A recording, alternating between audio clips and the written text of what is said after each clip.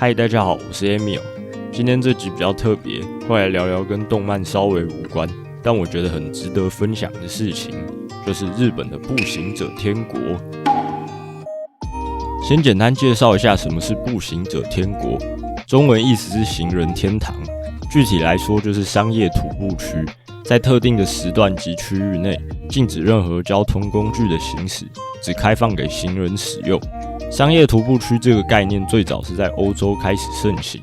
而日本则是第一个设置商业徒步区的亚洲国家。商业徒步区的设置不仅仅是为了减少由于交通事故造成的行人死伤数，而是展现了城市的人本精神。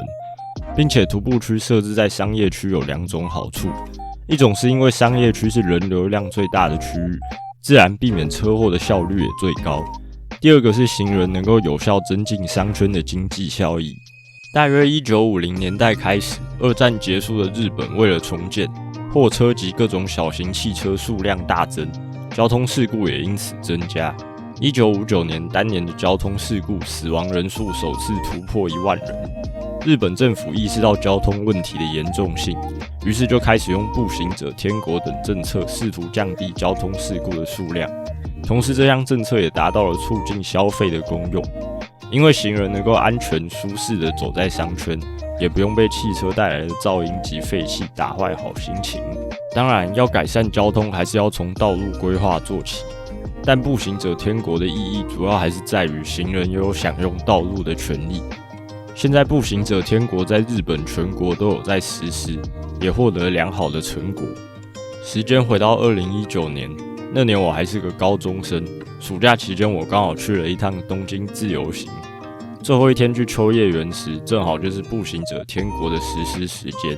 所以很幸运可以分享我个人的经验给大家参考。这张照片是我跟同学已经在秋叶原逛了一轮之后，我们就坐在步行者天国实施区域里的照片。从照片拍摄的仰角角度应该看得出来我们是坐着的，其实当时直接坐在地上的人还蛮多的，只是照片刚好没有拍到。我还有看到有些人是直接把他们的战利品摆在地上开始拍照。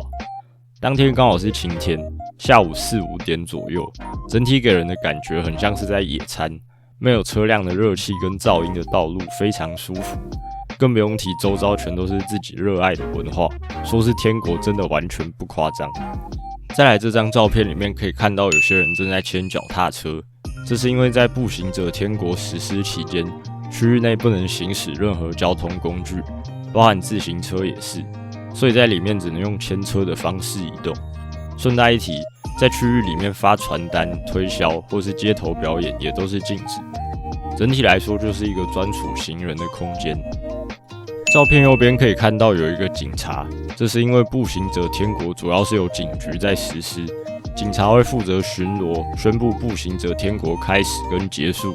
有些地方的商店街则是由店家一起实施步行者天国。讲到秋叶原的步行者天国，这里在2008年曾经发生过一起事件，有一名25岁的男性叫做加藤智大，他当时开着货车冲撞进徒步区，下车后拿刀挥舞，总共造成7死10伤。当年新闻闹得很大，台湾也有报道。最后他在2015年被判死刑，2022年7月执行。秋叶原在当时事件发生后暂时关闭了徒步区，之后透过当地人的努力，设置了很多监视器跟定期巡逻的规定，在2011年步行者天国才重新开始营运。当我在2019年在秋叶原时，感觉这件事已经对秋叶原没有太大的影响，大家看起来都很开心。其实步行者天国体验起来也没有说到非常新奇，只是会认知到一件事，就是原来行人也是可以享用大马路的。柏油路并不是，也不该是只能为汽机车服务的公共建设。最后分享一下我那天买的人生第一支 PVC，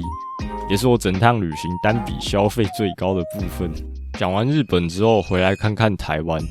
今天特别提到步行者天国，主要也是因为这阵子有在关注台湾路权议题。某天翻照片就发现自己之前去日本刚好有步行者天国的亲身体验，就决定来分享一下。台湾其实很多像是商圈或夜市的地方也设有行人徒步区，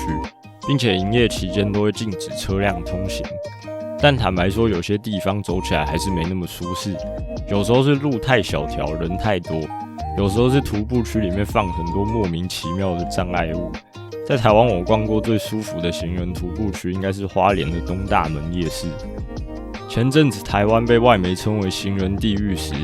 台湾人终于开始意识到自己国家的交通其实烂得要命。我觉得大家在这之前应该也不是真的觉得台湾交通很好，只是抱持着就是这样啊，不然要怎样的心态，因为我们已经习惯这样的交通生态了，直到最近才意识到这些事情比我们想的更加严重且不合理，而且这明明是可以改善的。关于政策面的事情，有些事还是只有政府这个角色做得到。日本政府在1950年看到了交通这个问题，并着手改善。现在2023年，国外媒体帮我们看到了交通的问题，希望我们的政府也能开始着手施行有意义的改善。2个月前的环路渔民大游行，我也有到场支持，因为我觉得这可能是我作为一个平凡的行人，少数能为台湾交通做到的事情。希望大家不要有外国人凭什么批评台湾的心态，支持能改善台湾环境的事情，才是真正的爱台湾。今天的节目就到这边结束了。如果你也有体验过日本的步行者天国，欢迎留言分享你的经验哦。